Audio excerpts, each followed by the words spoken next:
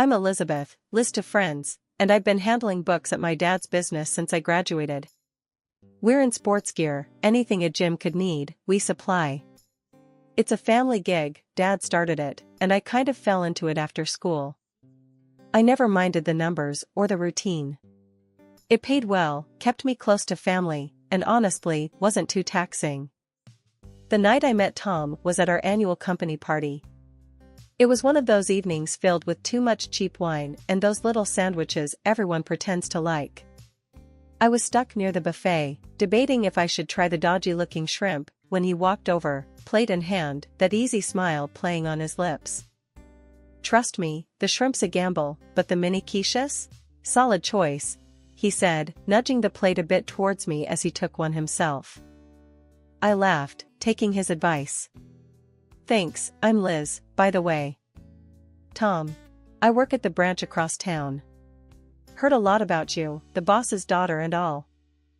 "Hopefully, all good things," I said, trying to sound lighthearted. We moved away from the food, finding quieter spots to chat through the night. Tom was easy to talk to, a bit too smooth maybe, but it was refreshing. His humor was a mix of sarcasm and wit, and he had an answer for everything. We talked more about everything, music, movies, places we'd traveled. He had a way of making the evening fly by, and when he suggested grabbing coffee later in the week, I didn't hesitate. We should do this again, without the stale sandwiches and forced mingling. There's a great little cafe downtown, quiet, good for talking. Sounds good to me, I agreed, and we exchanged numbers.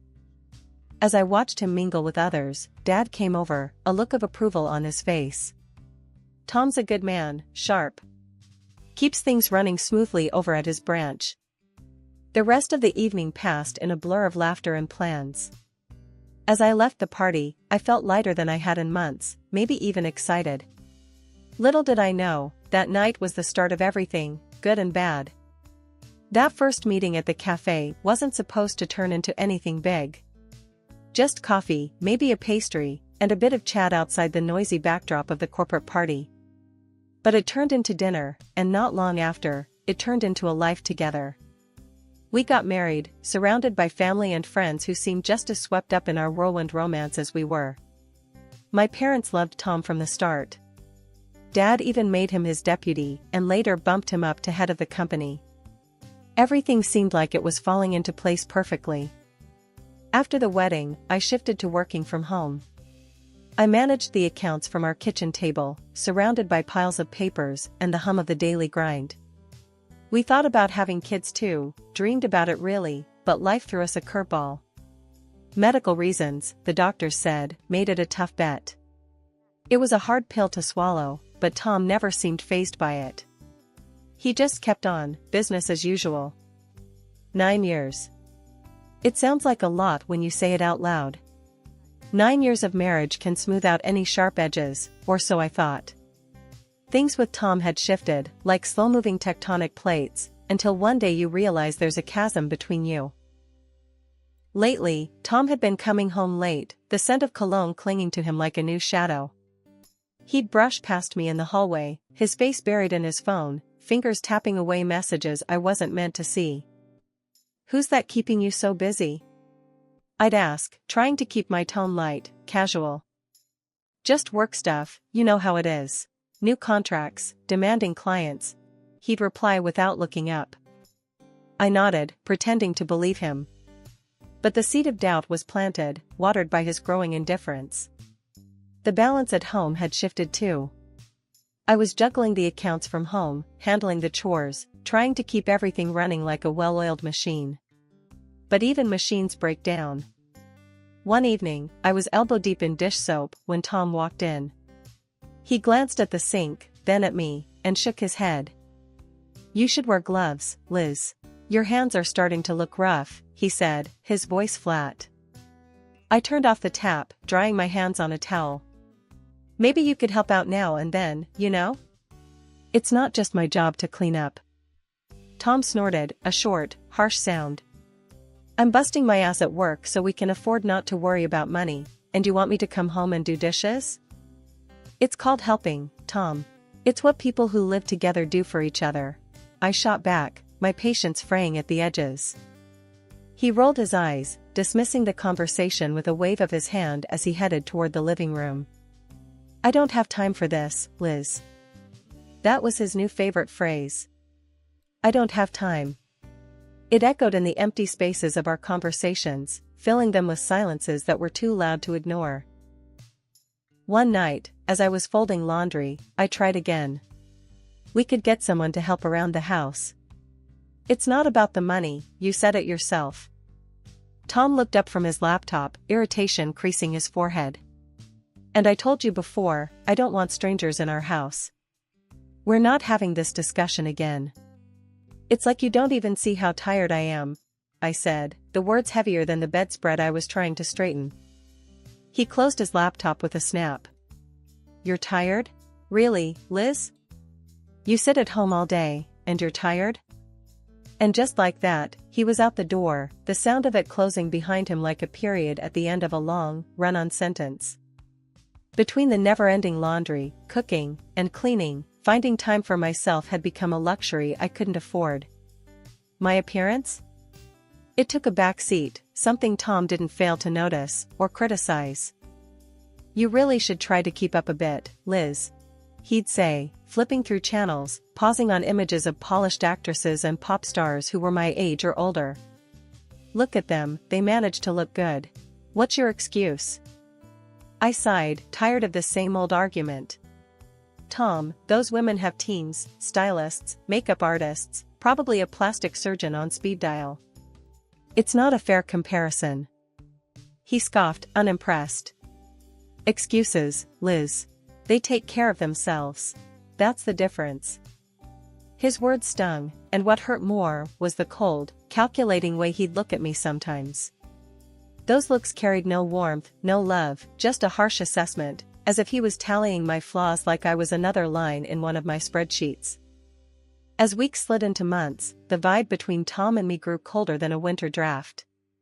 He was home less, and when he was, it felt like he was miles away. I'd catch him lost in thought, his phone always buzzing silently beside him. Sometimes, he'd snap it up so fast you'd think it was about to explode. Late night? I called out to his retreating back one evening as he came in later than usual. He paused, shoulders tense. Yeah, had to smooth over some client issues. You know how it is. I nodded, though he wasn't looking to see it. Something in his tone didn't sit right with me. His words were too rehearsed, like he had been practicing them all the way home. A few days later, he slipped up. His phone buzzed on the kitchen counter while he was showering. I stared at it, debating. It wasn't right to snoop, but the gnawing doubt wouldn't leave me be. As I stood there, the screen lit up again, a message preview flashing briefly. Can't wait to see you tomorrow, kissed Jess. My heart sank to my feet. Who was Jess? His finger moved so quick to lock the phone when he saw me near it before. I didn't know what to do, torn between confronting him and finding out more on my own. I made a decision then, one I never thought I'd make. I contacted a detective. It felt sneaky, underhanded, but I needed the truth more than I needed to feel noble about how I got it. Look, I just want to know what's going on. I think my husband's seeing someone else, I whispered over the phone, feeling like a traitor. The detective was all business. We can handle this discreetly. You'll have answers within a week. I hung up, feeling a mix of relief and dread.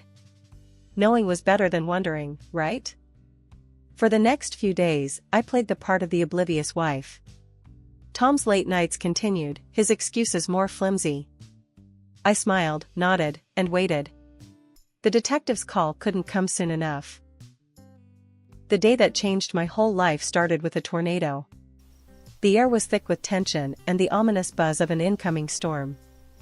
I heard the tornado sirens in the distance, a wailing reminder that nature was about to unleash its fury. Tom had been on edge all morning, pacing and frequently checking his phone, which was odd given the severity of the weather forecast. Hey, Liz, can you do me a favor? The weather radio is in the barn. I need you to grab it so we can keep track of the storm. Tom said, his voice carrying a sharpness that felt like a command more than a request. I grabbed my jacket, feeling a chill that had nothing to do with the weather.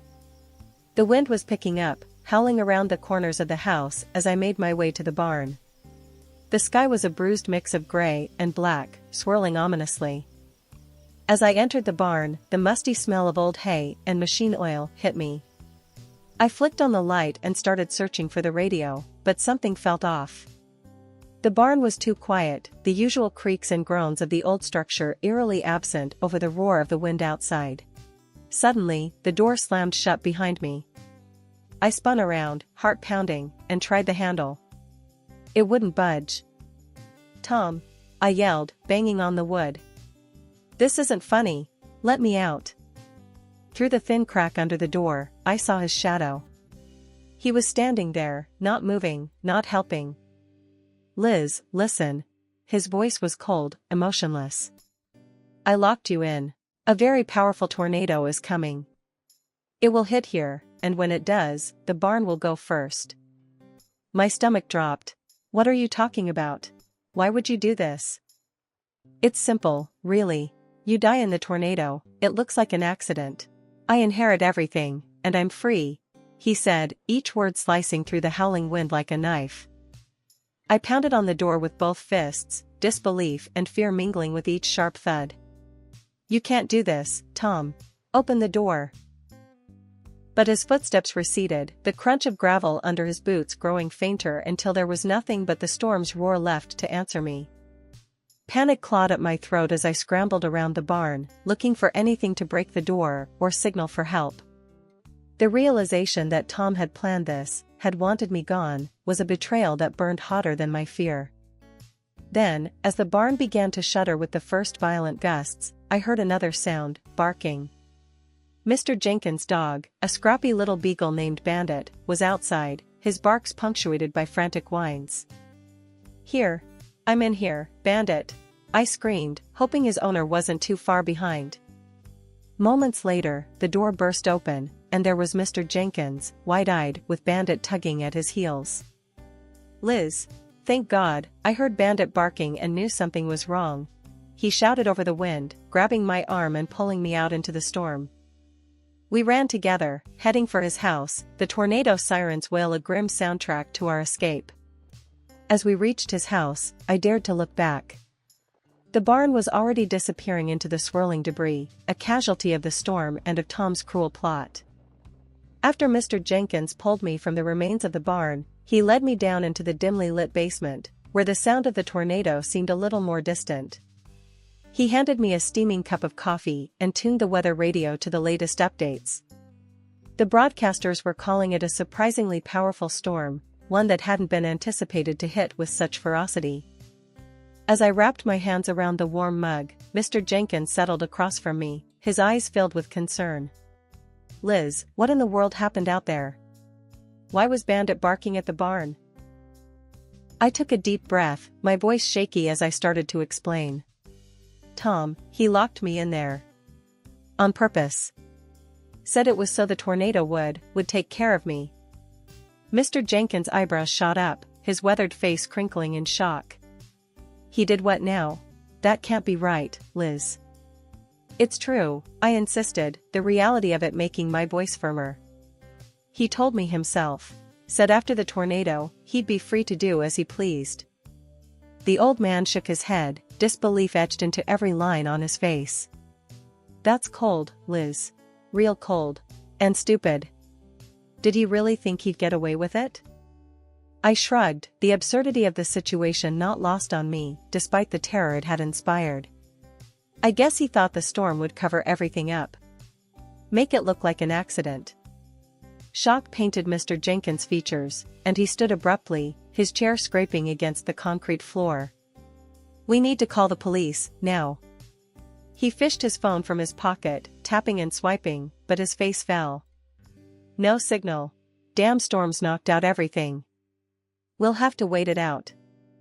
I nodded, the reality of the situation sinking in. Outside, the wind howled like a beast at the gates, angry and relentless. Inside, the storm of betrayal and deceit was just as chaotic in my mind. Mr. Jenkins noticed my distant look and put a gentle hand on my shoulder. "We've got a few hours before this lets up and we can get a call out. Then we'll get the police, and they'll take care of Tom. He won't get away with this."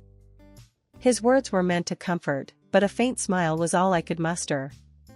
How had I lived all these years alongside a man capable of such cold-blooded calculation? The man I had shared meals with, laughed with, and trusted with my life, planning my end so he could start anew.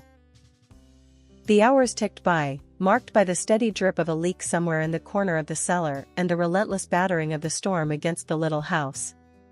Mr. Jenkins made us more coffee, and we sat mostly in silence, listening to the crackle of the radio and the distant booms of thunder. When Mr. Jenkins and I finally emerged from the storm cellar, the world looked like it had been turned inside out. Trees were down, houses were damaged, and my heart was heavy as we walked towards what remained of my home.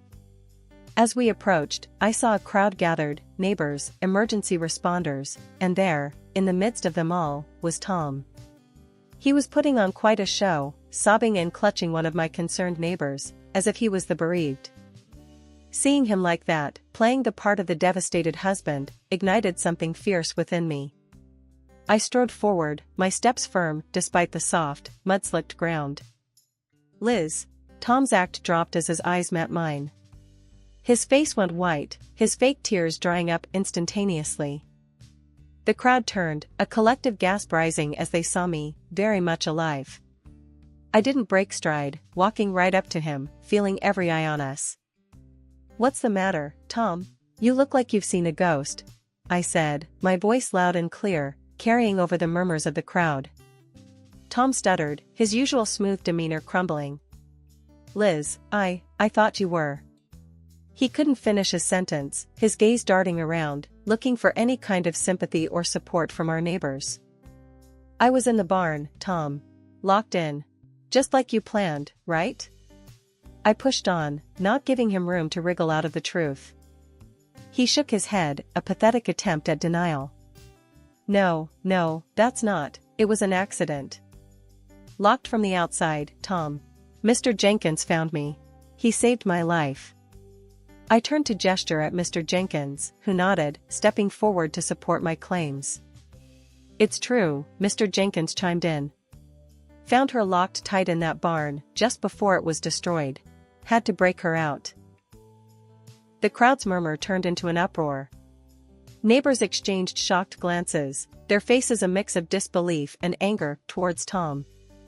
Seeing the doubt in their eyes, I pulled out my phone. The detective had come through last night, just before the storm. I had proof now, pictures and messages between Tom and his mistress. "And if you're looking for a motive," I said, swiping through my phone to pull up the damning evidence, "here it is." I held up the screen for Tom, and for anyone else who was close enough to see. Pictures of Tom with another woman, cozy and smiling in a way he hadn't with me in months. Tom's face went from white to red, anger replacing his fear. "You had me followed? You invaded my privacy? That's your takeaway here?" I was incredulous, almost laughing at his audacity. "Not that you tried to kill your wife." A police officer, who had been called to the scene by a neighbor, finally stepped forward. He'd heard enough and seen the photos I'd shown. "Mr. Walters, I'm going to need you to come with me." After the police car drove off, the tension seemed to drain out of the crowd. Neighbors approached, offering hugs, expressions of shock and support. My parents came through the crowd, my mom in tears, my dad with an arm around her shoulders, both of them engulfing me in a tight embrace. "We thought we'd lost you," Mom whispered, holding me close. "I'm okay, Mom," I assured her, squeezing her back. "I'm okay." The day moved on, and the crowd eventually dispersed. I stood there with Mr. Jenkins and my parents, looking at the damage, at the debris that was once my barn, at the life I had almost lost. In the weeks that followed, my life became a whirlwind, not of debris and storm winds, but of legal papers, meetings, and the hard, unyielding benches of courtrooms. Tom's trial was fast-tracked given the nature of his crime, and every time I sat in that courtroom, I saw a man I no longer recognized. He looked smaller somehow, caged in by his own misdeeds. One afternoon, as I was getting ready to head to court, my dad stopped by. He had been my rock through this ordeal, never faltering in his support. "Liz, you ready for this today?" he asked, his voice steady but his concern evident in his eyes. I nodded, adjusting the scarf around my neck. "I have to be, Dad. It's not just for me. It's to show him he can't just get away with it." The courtroom was packed, a silent testament to the gravity of the case. As the prosecutor laid out Tom's intentions and actions, the air seemed to thicken with each word spoken. When it was my turn to testify, I stood, feeling the weight of every gaze in the room. Tom wouldn't meet my eyes as I recounted what happened, his lawyer scribbling notes furiously as I spoke. The hardest part was reliving the fear, voicing it out loud in a room so quiet you could hear a pin drop. After I spoke, the defense did their best to muddy the waters, suggesting misunderstanding, desperation, but the evidence was irrefutable. The judge's gavel was a sound of finality when it came down. "Guilty of attempted murder," the judge declared, his voice resolute and clear. The courtroom erupted into murmurs, a cacophony of relief and disbelief. As the bailiffs took Tom away, his glance finally met mine. There was a plea there, maybe for forgiveness, for some sliver of the past to hold on to. The aftermath of the trial was a quieter sort of storm. Dad had removed Tom from the company the day after my rescue, and his position was still vacant, the office untouched. "You know, Liz," Dad said one evening as we were closing up the office together, "we should start looking for someone to fill Tom's position. The company needs leadership." I paused, considering. "Maybe that leader could be me," I suggested, the idea forming fully for the first time. Dad looked at me, surprise etched across his features, then his face softened into a smile. "I think that's a fantastic idea. You've been the backbone of this place for more years than anyone else." Life started to settle into a new normal. I was busier than ever with the company and rebuilding my life piece by piece. The community's support was overwhelming, with neighbors and friends constantly checking in or dropping by with food, flowers, and words of encouragement. After Tom's conviction, the divorce was quick and to the point. There wasn't much to discuss. The court granted me all his properties on the grounds of his deceit and the severe nature of his betrayal. A few months into navigating my new life as the head of the company and rebuilding from the emotional rubble, I got an unexpected call. It was Tom's lawyer, sounding overly formal and slightly uncomfortable. "Ms. Walters, Tom would like to meet with you. He's requested a visit at the prison," he relayed. I paused, the past and its shadows briefly clouding my day. "Did he say why?" "He mentioned needing to apologize, to make amends for his actions," the lawyer continued, his voice carefully neutral. I took a deep breath, the memory swirling, bitter and sharp. "Tell him I'll think about it." A week later, I stood outside the prison, the building stark and uninviting. Inside, I was led through a series of security checks, before being shown to a small, stark room with chairs on either side of a glass partition. Tom was already there, looking older, the weight of his guilt etched into his features.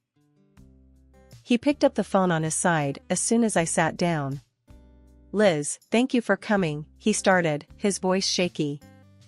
I picked up the receiver, my grip firm. "Let's skip the pleasantries, Tom. What do you want?" Tom swallowed, his eyes not meeting mine. I'm sorry, Liz. For everything.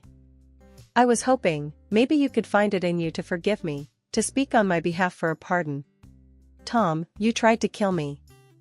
You planned it so you could be with someone else, while keeping everything we built together. You're not asking for forgiveness, you're asking for a favor because you're still trying to take the easy way out, I said, my voice steady despite the turmoil inside. I know it's a lot to ask, but... I cut him off, needing to finish this on my own terms. No, Tom. I came here for closure, not to offer you absolution. You need to serve your time, just like I had to endure the pain and the fear you caused. Tom's face crumpled, and he finally looked at me, really looked at me. There was desperation there, but behind it, I saw the realization that I was no longer the woman he thought he could manipulate. "I can't help you, Tom. I won't," I said firmly, setting down the receiver with a finality that felt like the closing of a heavy door. I walked out of that prison, feeling lighter than I had in years. It was over. I was free, not just from Tom, but from the hold the past had on me.